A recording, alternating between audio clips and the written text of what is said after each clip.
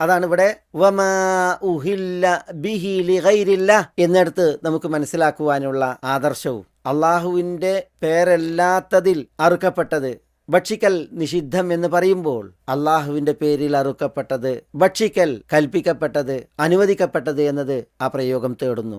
അള്ളാഹു അല്ലാത്തവരുടെ പേരിൽ അറുക്കപ്പെട്ടത് ഭക്ഷിക്കൽ നിഷിദ്ധമാണ്, അങ്ങനെ അറുക്കലും നിഷിദ്ധമാണ്. അള്ളാഹുവിൻ്റെ റസൂൽ സല്ലല്ലാഹു അലൈഹി വസല്ലം പറഞ്ഞിട്ടുണ്ട്, മൽഊനും മൻ സബ്ബ ഉമ്മഹു മൽഊനും മൻ ദബഹ ലിഗൈരില്ലാ. പിതാവിനെ ചീത്ത പറയുന്നവൻ ശപിക്കപ്പെട്ടവനാണ്, മാതാവിനെ ചീത്ത പറയുന്നവൻ ശപിക്കപ്പെട്ടവനാണ്, അള്ളാഹു അല്ലാത്തവർക്ക് അറക്കുന്നവൻ ശപിക്കപ്പെട്ടവനാണ്. ഒരിക്കൽ അലി റളിയല്ലാഹു തആലാന്റെ അടുക്കൽ ഒരു വ്യക്തി വന്ന് ഖാദിൽ മന്ത്രിക്കുകയാണ്. മാ കാനൻ നബിയു സല്ലല്ലാഹു അലൈഹി വസല്ലം യുസിറു ഇലൈക്. നബി സല്ലല്ലാഹു അലൈഹി വസല്ലം തങ്ങൾ സ്വകാര്യമായി താങ്കളോട് പങ്കുവെച്ചത് എന്താണ് എന്നാണ് അയാൾ മന്ത്രിക്കുന്നത്. അലിയാരോട് നബി സല്ലല്ലാഹു അലൈഹി വസല്ലം തങ്ങൾ രഹസ്യം കൈമാറിയത് എന്ത് എന്നാണ് അയാളുടെ ചോദ്യം. അലി റളിയല്ലാഹു തആല അൻഹു കോപിച്ചു. ഫഗദിബ്, എന്നിട്ട് ജനങ്ങളോട് മൂടി വെച്ച് വല്ലതും എന്നോട് സ്വകാര്യം നബി സല്ലല്ലാഹു അലൈഹി വസല്ലം തങ്ങൾ പറയുന്ന പ്രവണത ഉണ്ടായിട്ടില്ല.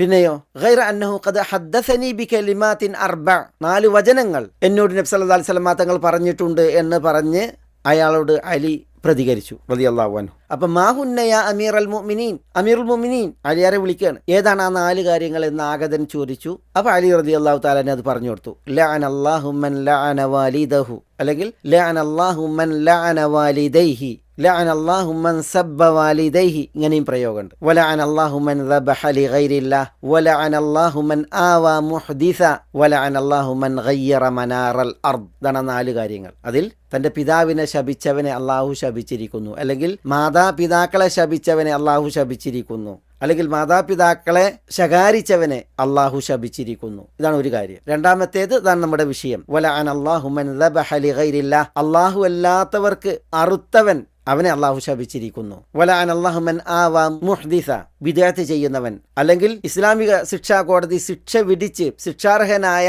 വ്യക്തി, അത്തരം ആളുകൾക്ക് അഭയം നൽകുന്നവൻ, അവരെ അള്ളാഹു ശപിച്ചിരിക്കുന്നു. പിന്നെ ലഅനല്ലാഹു മൻ ഗയ്യറ മനാറൽ അർദ്, ഭൂമിയിലെ മനാറുകൾ മാറ്റം വരുത്തുന്നവർ, അതിർകുറ്റികൾ, സിഗ്നലുകൾ, വഴി അടയാളങ്ങൾ, ഇതൊക്കെ മാറ്റുന്നവർ, അള്ളാഹു അവരെ ശപിച്ചിരിക്കുന്നു. ഇതാണ് 4 കാര്യങ്ങൾ എന്ന് അലി റളിയല്ലാഹു അൻഹു പറഞ്ഞു എന്നാണ്. ഇവിടെ വലഅനല്ലാഹു മൻ ദബഹ ലിഗൈരില്ലാഹ്, അള്ളാഹു അല്ലാത്തവർക്ക് അറവ് നടത്തുന്നവൻ അവൻ മൽഊനുൻ ശാബാർഹൻ, ലഅനല്ലാഹ് അള്ളാഹു അവനെ ശപിച്ചിരിക്കുന്നു എന്നൊക്കെ നബി സല്ലല്ലാഹു അലൈഹി വസല്ലം തങ്ങളുടെ പ്രയോഗം വളരെ ഗൗരവമാണ്. അള്ളാഹുവിൻ്റെ പേരല്ലാത്ത പേര് പ്രഖ്യാപിക്കപ്പെട്ട് അറുക്കുന്നത്, ആരുടെ പേരാണ് പ്രഖ്യാപിക്കപ്പെട്ടത് അവർക്ക് വേണ്ടി അറുക്കാനാണ്. അവരോടുള്ള സാമീപ്യം, അവരുടെ പ്രീതി, അവരുടെ പൊരുത്തം, അവരുടെ കുരുത്തം, ഇത് കാക്ഷിച്ചാണ് അറവ് നടത്തുന്നത്. അവരുടെ പേര് പ്രഖ്യാപിക്കുക എന്നതിനേക്കാൾ ഉദ്ദേശം അവർക്ക് വേണ്ടി, അവരുടെ സാമീപ്യത്തിനായി, കുരുത്തത്തിനും പൊരുത്തത്തിനുമായി ഈ അറവ് നടക്കുന്നു എന്നുള്ളതാണ്. വലാ തഅകുലു മിമ്മാ ലം യുദ്കരിസ്മുല്ലാഹി അലൈഹി വ ഇന്നഹു